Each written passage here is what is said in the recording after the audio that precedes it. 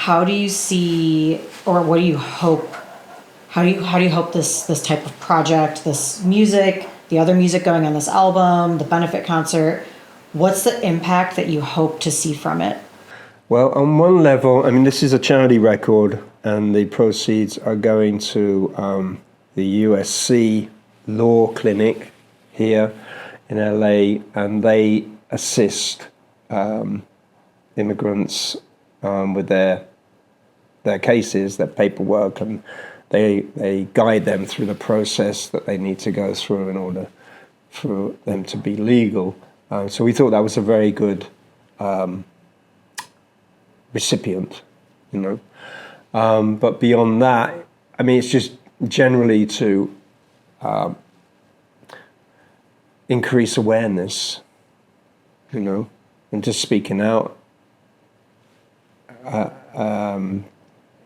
as a voice, which will, I say hopefully, but it is becoming part of a community of voices, and that is growing. And I mean, on this CONTRA-ICE album, there are many voices, you know, some of them quite well known. And I also like the fact that it's across genres. It's very, very diverse, very eclectic, and it's just a matter of speaking out, you know. Good trouble. Yeah. Are any of the people that you're working with or meeting that are on this album, are you seeing them in a new light? Have you done political activism with them before? Is this a whole new thing for you for working with them? How is it?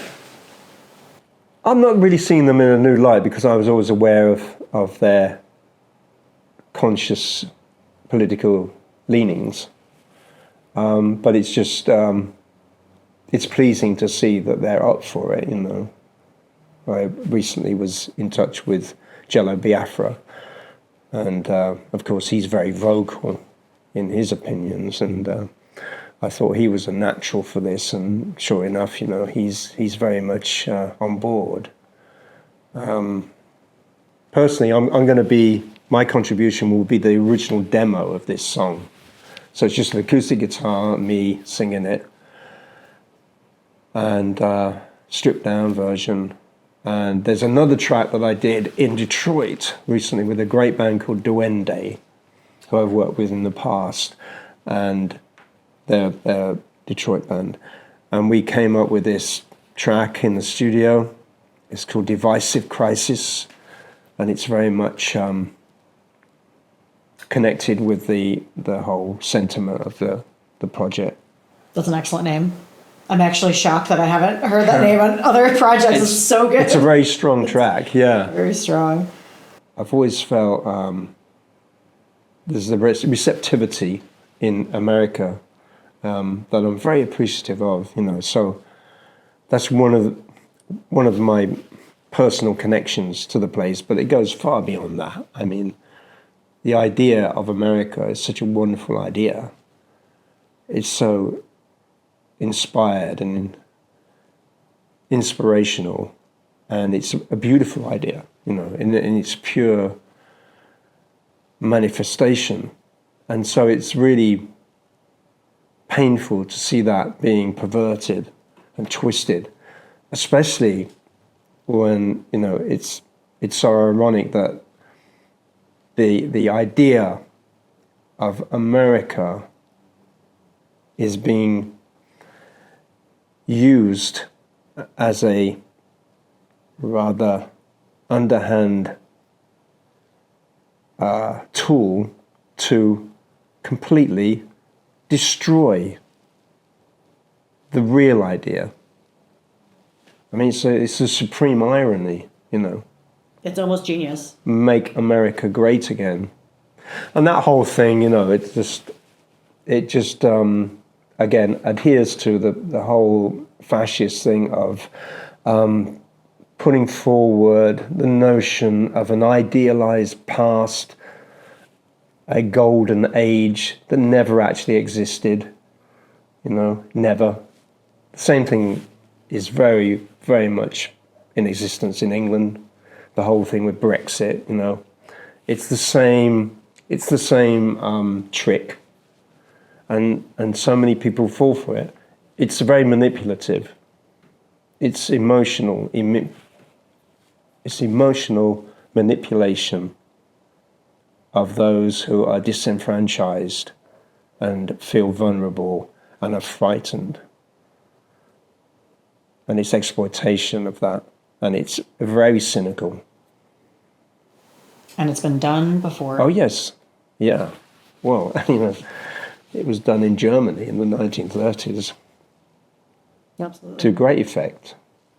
And so much propaganda. We see so much propaganda now. And propaganda is these days, it's very frightening because of something like AI.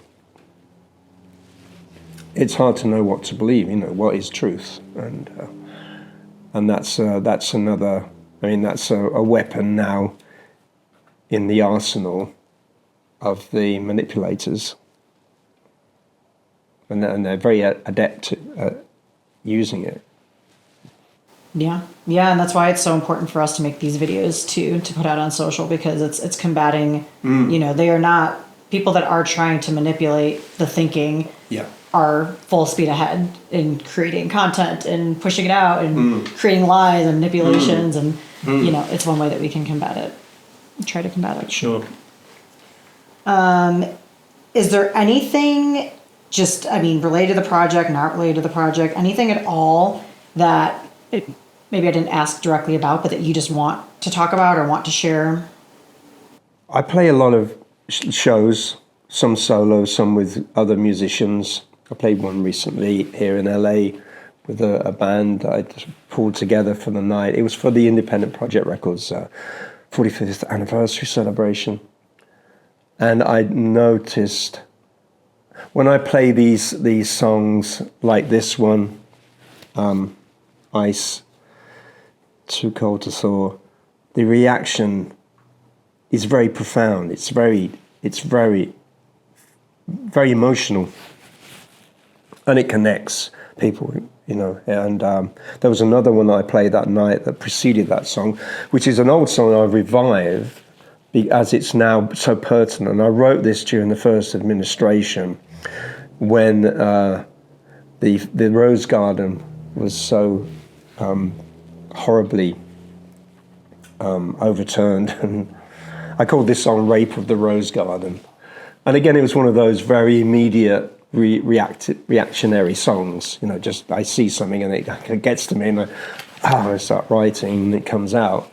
But now, in light of you know, the very, very recent demolition that's going on at the White House, the whole of the East Wing, you know, and the Rose Garden. The Rose Garden is very symbolic, you know. That is symbolic of an era and of the dream, you know, and it all ties in with the whole Camelot period. And I know that wasn't. I know there's certainly some manipulation going on there. You know, it's not all rosy, but I mean, compared to what's happening now, someone like JFK was a shining example of, I think, the best of America, you know.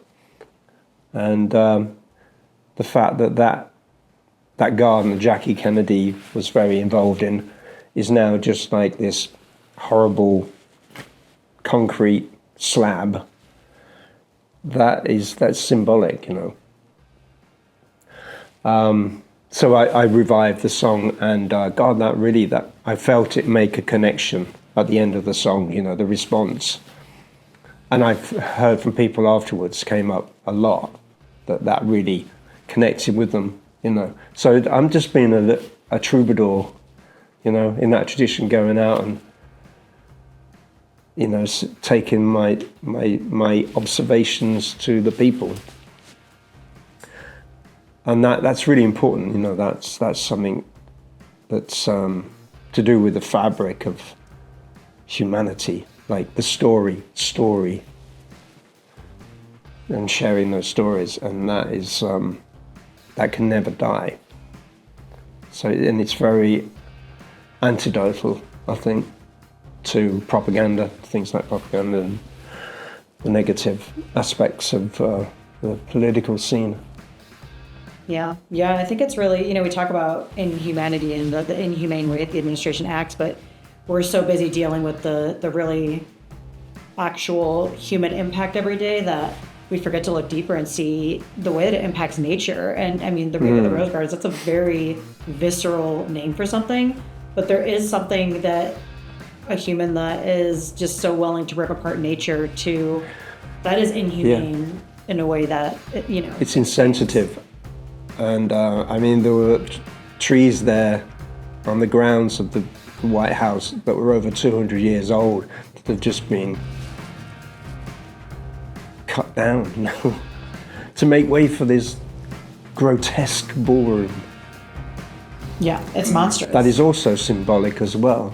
I mean, it's, it's comparable to the worst extremes of the French Revolution, So, support, empathy,